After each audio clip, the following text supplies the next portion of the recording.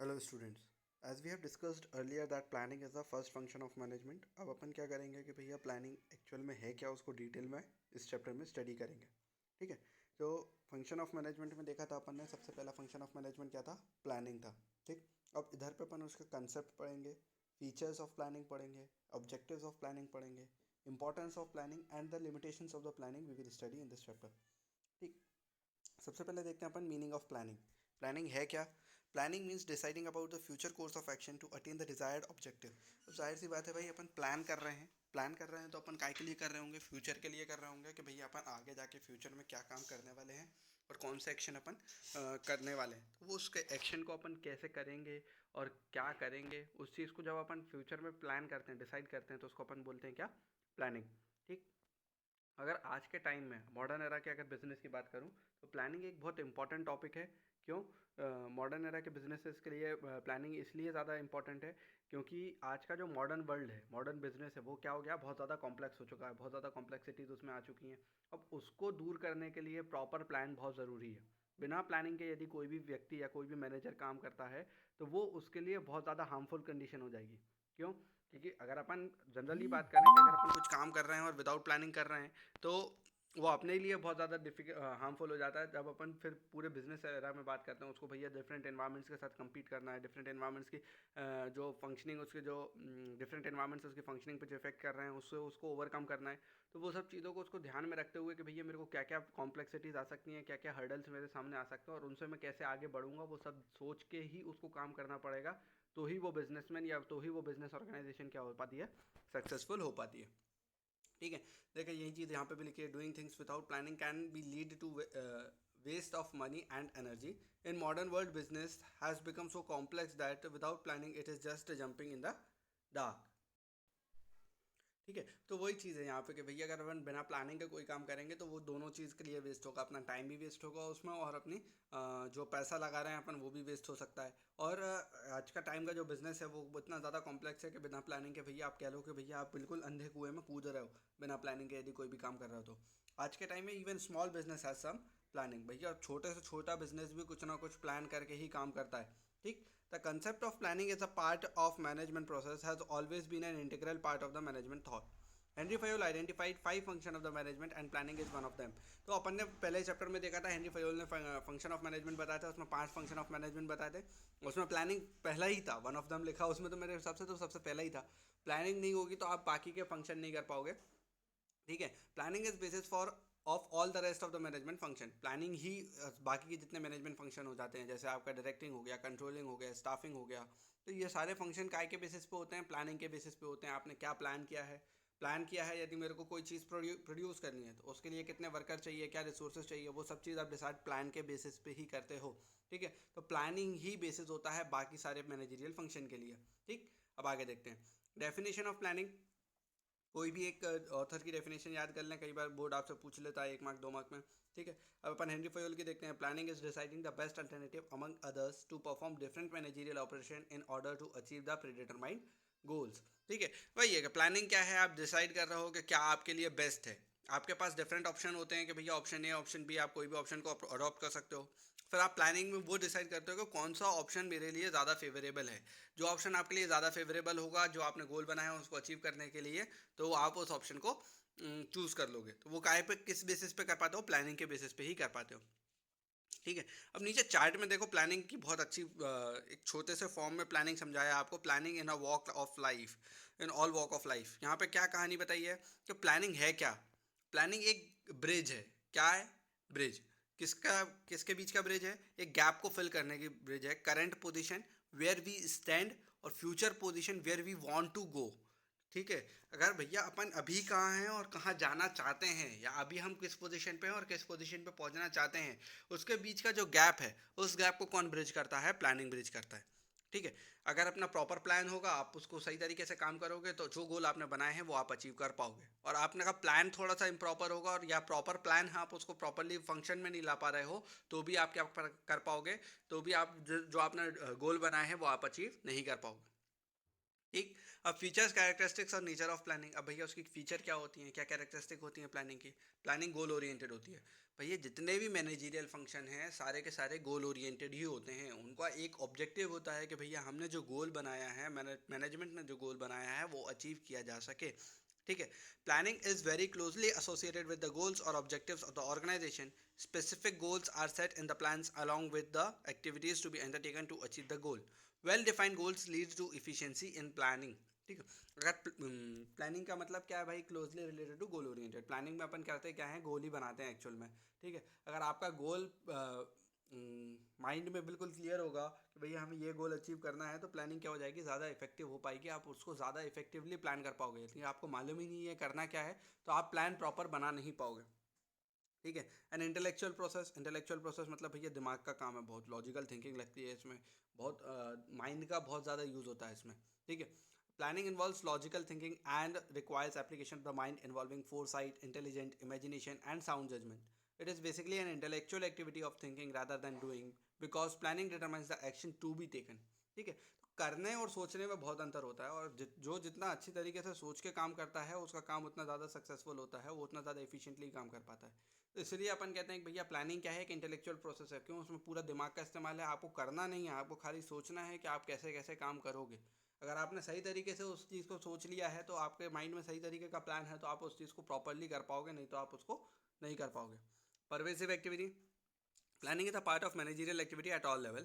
It is not an exclusive function of top management nor of any particular department. However, its scopes and importance increases at successively higher level. ठीक है। Pervasive activity है। Pervasive activity मतलब जितने भी levels of management हैं। कितने levels of management होते हैं अपन ने प्रीवियस चैप्टर में पढ़े थे। There are 3 levels of management, top level management, medium level management and lower level management. ठीक है। टॉप लेवल मैनेजमेंट में आपके जो बिल्कुल चीफ एग्जीक्यूटिव्स होते हैं वो आते हैं, बोर्ड मैनेजर हो गया आपका, असिस्टेंट मैनेजर हो गया आपका, है ना वो। फिर उसके बाद नीचे आ जाते हैं आपके मिडिल लेवल मैनेजमेंट में, और फिर लोअर लेवल मैनेजमेंट में आते हैं सुपरवाइजर्स। ठीक है।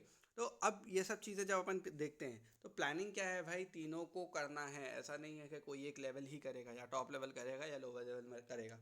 सबको प्रॉपर प्लान करके ही काम करना पड़ता है। But the rate of importance, scope of importance जो है कि भैया टॉप लेवल मैनेजमेंट की प्लानिंग ज़्यादा इंपॉर्टेंस रखती है, उसकी इंपॉर्टेंस थोड़ी ज़्यादा होती है। और मिडिल लेवल मैनेजमेंट की इंपॉर्टेंस कम होती है, और लोअर लेवल मैनेजमेंट की एज कंपैरिजन टू टॉप और मिडिल और कम होती है। लेकिन प्लानिंग तो सबको कुछ ना कुछ करनी ही पड़ती है, विदाउट प्लान कोई काम नहीं कर पाते। फ्लेक्सिबिलिटी, फ्लेक्सिबल होना बहुत ज़रूरी है भाई प्लानिंग का। अपन ने प्लान कर लिया कि फ्यूचर में ऐसा करना है। अब सपोज करो, सीधा से एक एग्जांपल देता हूँ, कोई बिजनेसमैन है, उसने प्लान किया 2019 में कि भैया 2020 में मैं ये करूँगा। लेकिन because of this pandemic, corona virus pandemic, तो आप क्या कर सकते हो, जो काम आपने डिसाइड किया था वो काम नहीं कर पा रहे। तो भैया फ्यूचर अनसर्टेन है, और आप फ्यूचर को प्रेडिक्ट कर रहे हो, फ्यूचर को कोई प्रेडिक्ट नहीं कर पाया आज तक। ठीक है। तो फ्लेक्सिबिलिटी होती है प्लानिंग में कि अकॉर्डिंग टू टाइम क्या हो जाती है, वो चेंज हो जाती है। ठीक है। It is flexible as it is based on the future condition, which two are dynamic. Planning must cope with the changes in future condition and practice. New problem arise quite often, and to meet them, managers must take changes in the existing plan. वही है कि भाई नई नई problems आती रहती हैं future में, और आप उसको क्या करना है, आपको मैनेजर का काम होता है कि भैया वो उस प्रॉब्लम के साथ कोप अप करने के लिए अपना जो एग्जिस्टिंग प्लान है उसमें चेंज करे। उसको इतना रिजिड ना रखे, नहीं मैंने तो ये कहा था, मैंने ये प्लान बनाया है तो मैं ये करूँगा ही। ऐसा नहीं होता। कई बार कुछ प्रॉब्लम्स अकर हो जाती हैं, तो जिसमें आपको उस एग्जिस्टिंग प्लान को थोड़ा बहुत मैनिपुलेट करना पड़ता है, चेंज करना पड़ता है। ठीक है। कंटिन्यूस प्रोसेस प्लानिंग, जितने भी फंक्शन ऑफ मैनेजमेंट है, ये एक चीज़ और ये याद रखना, जितने भी फंक्शन ऑफ मैनेजमेंट है सबके सब कंटिन्यूस प्रोसेस है। जब से बिजनेस चालू होगा तब से लेके जब तक वो ख़त्म नहीं हो जाता, तब तक सारे फंक्शन मैनेजर को करना पड़ेंगे। ऐसा नहीं है कि एक बार प्लान बना लिया तो अगली बार नहीं बनाना पड़ेगा। शॉर्ट टर्म प्लान बनाएगा, मीडियम टर्म प्लान बनाएगा, लॉन्ग टर्म प्लान बनाएगा। जब उसका ऑब्जेक्टिव अचीव हो जाएगा तो उसको नया प्लान क्रिएट करना पड़ेगा। ठीक है। या उसका ऑब्जेक्टिव अचीव नहीं हो पा रहा है तो उसको उस प्लान को चेंज करना पड़ेगा। तो कंटिन्यूस एक्टिविटी है। तो मतलब जब से बिजनेस चालू हुआ है तब से लेके तब तक वो ख़त्म नहीं हो जाता, पूरी तरीके से लिक्विडेट नहीं हो जाता, तब तक के क्या करना पड़ेगा, मैनेजर को प्रॉपर प्लानिंग करना पड़ेगी। ठीक है। अब प्लानिंग में क्या है, इसमें दिया हुआ है प्लानिंग इज एम्ड एट, किस चीज़ पे प्लानिंग एम करता है, exploiting business opportunity, business opportunity exploit करने के लिए, नए नए अपॉर्चुनिटीज़ ढूंढने के लिए, मीटिंग प्रॉब्लम्स जो आ रही हैं बिजनेस में उसको दूर करने के लिए। ठीक है। And improving organisational functioning, organisation की फंक्शनिंग को इम्प्रूव करने के लिए। तो वो सब चीज़ें प्लानिंग एम करता है, ठीक है। और ये भैया जब से लेके बिजनेस चालू हुआ है तब से लेके एंड तक, जब तक बिजनेस पूरी तरीके से ख़त्म नहीं हो जाता, लिक्विडेट नहीं हो जाता, तब तक क्या आपको प्लानिंग करना पड़ती है। और इंटरडिपेंडेंट प्रोसेस, इंटरडिपेंडेंट प्रोसेस भैया जाहिर सी बात है, प्लानिंग क्या है, डिपेंडेंट प्रोसेस है, इंटरडिपेंडेंट प्रोसेस है। प्लानिंग किसके ऊपर डिपेंडेंट है, बाकी फंक्शन ऑफ मैनेजमेंट पे। यदि बाकी फंक्शन ऑफ मैनेजमेंट सही तरीके से होंगे तो जो प्लान बनाया वो अचीव किया जा सकेगा। और बाकी फंक्शन ऑफ मैनेजमेंट किसके ऊपर डिपेंडेंट है, प्लानिंग के ऊपर। अगर प्लानिंग इफिशियंट होगी तो बाकी फंक्शन ऑफ मैनेजमेंट इफिशियंटली काम कर पाएंगे। तो both are the all the function of the management are interdependent on each other. तो प्लानिंग भी क्या है, बाकी फंक्शन ऑफ मैनेजमेंट के ऊपर डिपेंडेंट है, ठीक है। बाकी के प्लान कर लिया टॉप मैनेजर ने, लेकिन अगर लोअर लेवल मैनेजर उस तरीके से काम ही नहीं करेगा तो जो प्लान किया है वो कभी भी अचीव नहीं हो पाएगा, ठीक है। फिर उसके बाद है फॉरवर्ड लुकिंग, फ्यूचर का सोच के करना है। Priorities of the best choice, best choice को प्रायोरिटी दी जाती है, ठीक है। क्योंकि भैया अपने पास डिफरेंट ऑप्शन होते हैं एक बिजनेस वर्ल्ड में। फिर उसके बाद अपने को प्रायोरिटी देना पड़ता है कि भैया कौन सा बिजनेस, कौन सा ऑप्शन मेरे लिए ज़्यादा इफेक्टिव है, ठीक है। फिर उसके बाद देखते हैं ऑब्जेक्टिव ऑफ प्लानिंग। प्लानिंग के ऑब्जेक्टिव क्या होते हैं, क्या उसके गोल होते हैं, ठीक है। सबसे पहला गोल होता है सेटिंग ऑफ द ऑब्जेक्टिव्स। उसको भैया एक गोल ही सेट करना है, वही उसका एक सबसे बड़ा ऑब्जेक्टिव होता है, ठीक है। कि भैया मेरे को एक गोल सेट करना है, क्लियर ऑब्जेक्टिव डिसाइड करना है, प्री डिटरमाइंड ऑब्जेक्टिव डिसाइड करना है, जिसके लेके मेरा सारा स्टाफ और मैं खुद उस पर काम कर सकूँ, ठीक है। यूनिटी ऑफ एक्शन, एक्शन में यूनिटी ले आता है, मतलब सारे एक गोल होगा दिमाग में तो जितने भी वर्कर्स हैं।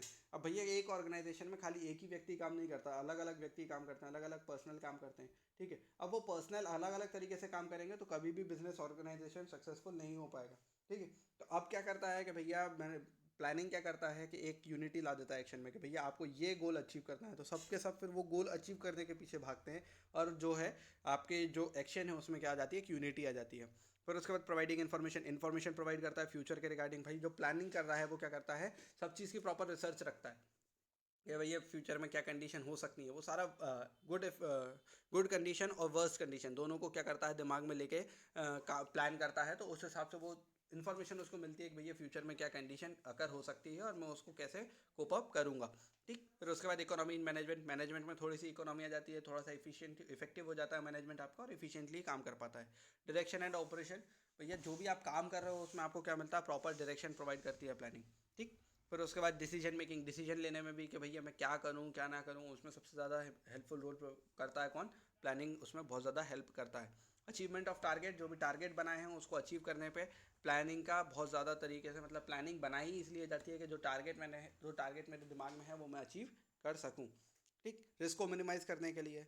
हेल्दी कॉम्पिटिशन, जो आपका कॉम्पिटिटिव है उसको हेल्दी कॉम्पिटिशन देने के लिए, ठीक है। तो ये इस तरीके से आपका प्लानिंग के कुछ ऑब्जेक्टिव्स होते हैं, ठीक। अब देखते हैं अपन इंपॉर्टेंस ऑफ प्लानिंग। जो ऑब्जेक्टिव्स ऑफ प्लानिंग है कुछ कुछ वैसे ही इंपॉर्टेंस ऑफ प्लानिंग भी होते हैं। सबसे पहला हेल्पफुल इन बिजनेस ऑब्जेक्टिव बनाने में और उनको अचीव करने में बहुत ज़्यादा हेल्प करती है।